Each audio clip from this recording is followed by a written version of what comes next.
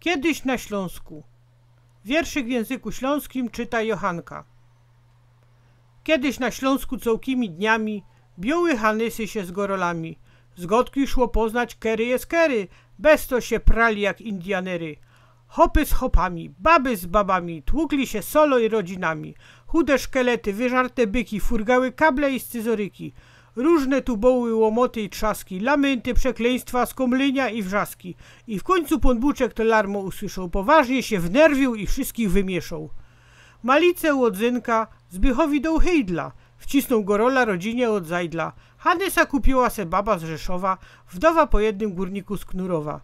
Jigna spod dziubów wyszła za wdowca, co Gierek w aktówce go przywiózł ze Sosnowca.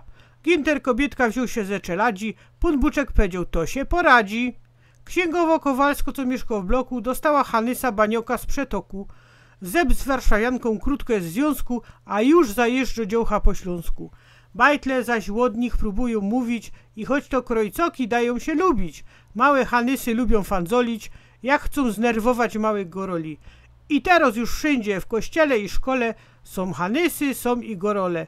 Jedni chcą drugim się przypodobać, bo Hanys chce mówić, a gorol chce godać.